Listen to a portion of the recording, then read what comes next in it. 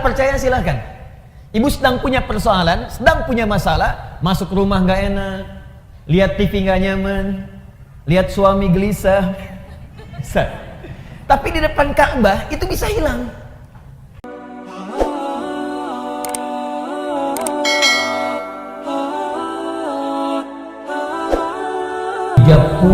Generasi, saya tidak katakan 30 tahun ya, 30 generasi. Satu generasi itu bisa ribuan tahun masanya. Itu sudah ditunjukkan oleh Allah melalui doa Nabi Ibrahim dan doa Nabi Ismail alaihi wassalam. Nanti akan lahir seorang rasul membawa misi-misi yang utama. Itu disebutkan di Al-Quran surah kedua Al-Baqarah ayat 129. Ya, paling kiri sebelah atas di mushaf. Quran surah kedua Al-Baqarah ayat 129. Perhatikan kalimatnya, Rabbana wab'ats fihim rasulan minhum. Ya Allah, mohon nanti utus, lahirkan seorang rasul yang terlahir di lingkungan sekitaran penduduk sini dekat Ka'bah. Jadi Nabi Ibrahim, Nabi Ismail berdoa bermohon kepada Allah agar kelak nanti lahir rasul spesial, rasul istimewa. Karena rasulnya istimewa, maka dia mesti lahir di tempat yang paling istimewa di bumi. Tidak ada tempat yang paling istimewa di bumi kecuali Ka'bah al-Musyarrafah. Karena itu saat Ka'bah pertama kali kemudian disebutkan dalam Al-Quran, itu terkait berkelindan dengan keberkahan di dalamnya. Yuk kita ambil Quran surah ketiga misal Ali Imran ayat ke-96 sampai 97. Inna awwala baitin wudi'a lin-nasi lalladzi bi Bakkah mubaraka. Sungguh rumah pertama, tempat pertama di muka bumi yang dibangunkan untuk manusia. Jadi saking spesialnya bukan manusia yang bangun, tapi dibangunkan untuk manusia. Jadi kalau kita kan biasa bangun rumah, yang bangun tukang, kan? Yang bangun manusia. Tapi yang ini tidak.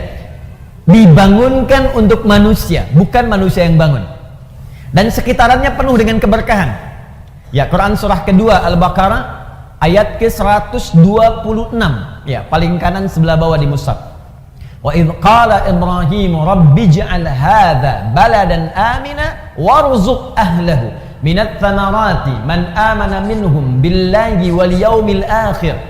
Ketika Nabi Ibrahim berdoa, ya Allah, mohon jadikan negeri ini, ya sekitaran Ka'bah, Makkah dan sekitarannya, tempat yang paling menenteramkan di bumi. Karena itu ibu sekalian, teman-teman kalau datang ke Makkah, itu punya masalah sebesar apapun, di depan Ka'bah itu bisa hilang. Tiba-tiba yang keluar air mata aja, hati tenang. Ibu nggak percaya silahkan. Ibu sedang punya persoalan, sedang punya masalah, masuk rumah nggak enak, lihat TV nggak nyaman, lihat suami gelisah, bisa. Tapi di depan Ka'bah itu bisa hilang, bisa tenang gitu, bahkan bisa bikin status. Ternyata ini yang bisa menenangkan hatiku, ceplik gitu ya. Orang tawaf dia foto. Sebentar. Nah ini jaminan. Jadi satu-satunya tempat di bumi, satu yang bisa mendatangkan ketenangan, yang kedua saking berkahnya, itu kan tempatnya tandus, Bu. Ya, para akhwat sekalian, tempat itu tandus. Tempat itu tandus, panas luar biasa, bebatuannya sifatnya padat. Jadi kalau teman-teman main ke Mekah, ya saya doakan insya Allah yang belum pernah haji atau umrah bisa berangkat lebih cepat ya. Ya, dan tidak cukup dengan amin, nabung. Siapkan dari sekarang nabung. Amin amin, kalau nggak ada persiapan nggak akan terwujud sampai kiamat kurang 2 hari. Sehari lagi buat persiapan lah, taubat minimal. Baik, saya kembalikan. Itu tempat tandus, bahkan air juga sulit, bebatuannya sifatnya padat. Itu ada di Quran surah ke-14 ayat 37. Ya, sifatnya biwadin ghairi dzi zar'in 'inda baitikal muharram. Kata Nabi Ibrahim, ya Allah, saya tinggalkan anak keturunanku ini di satu tempat di lembah yang tandus. Lembah yang tandus, air pun sulit didapatkan, tumbuhan nggak tumbuh. Cuma memang berkahnya inda baitikal muharram, karena dekat dengan Ka'bah ini, maka dia dapat keberkahan. Walaupun tak bisa tumbuh tanaman, batuknya tandus luar biasa, pekat dan kuat luar biasa, tapi karena berkah, hampir semua buah-buahan itu ada di sana. Pisang ada, pohon pisang nggak ada bu, tapi pisangnya ada. Pohon apel nggak ada, apelnya ada. Pohon jeruk nggak ada, jeruknya ada. Itu cuma sekitaran Ka'bah Al-Musyarrafah.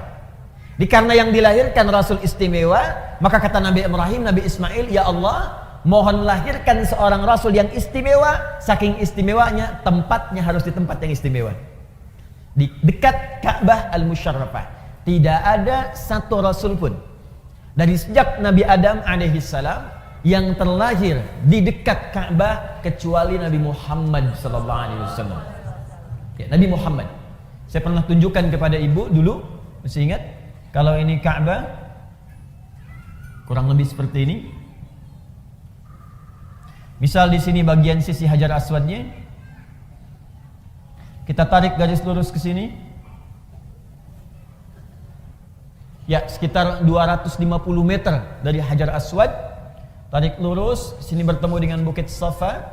Lantai paling bawah bertemu dengan Babus Salam. Dari Babus Salam naik sedikit ke atas, di sini ada eskalator pertama, eskalator kedua. Ini ada tangga, ya, tangga biasa. Naik ke atas lurus sampai di sini. Di sini ada rumah yang sekarang menjadi perpustakaan, Al-Maktabah Al-Qadimah, Maktabah Makkah Al-Mukarramah. Sini ada perpustakaan, sini tempat air, ngambil air zam-zam yang menggunakan jerigen. Jerigennya dijual di sebelah sini, ada yang 10 real, ada yang 5 real. Ngambilnya ke sini. Nabi lahir di sini. Tempat ini disebut dengan Maulid Nabi sallallahu alaihi wasallam, tempat dilahirkannya Nabi Muhammad sallallahu alaihi wasallam. Nah, yang ingin saya katakan, ketika keduanya berdoa, Nabi Ismail, Nabi Ibrahim alaihi wassalam, ya Allah, nanti utus seorang rasul yang lahirnya dekat tempat mulia ini. Ini persis yang dimaksud Nabi Muhammad sallallahu alaihi wasallam. Nabi Muhammad itu kelahirannya didoakan 30 generasi sebelum lahirnya beliau. Itu ribuan tahun masanya. Nabi Ibrahim ke Nabi Muhammad itu sallallahu alaihi wasallam itu jaraknya 30 generasi, Bu. Ya, Muhammad bin Abdullah bin Abdul Muttalib bin Hashim bin Abdul Manaf bin Qusay bin Murrah bin Kilab bin Ka'ab bin Ghalib bin Fihir bin Malik bin Nadar bin Kinana bin Khuzaimah bin Mudrikah bin Ilyas bin Nizar bin Mudar bin Ma'ad bin Adnan bin Addi bin Adri bin Muqawwam bin Nahur bin Tarikh bin Ya'rub bin Yasjub bin Nabit bin Ismail alaihissalam bin Ibrahim alaihissalam. 30. Ayo diulang. 30 generasi.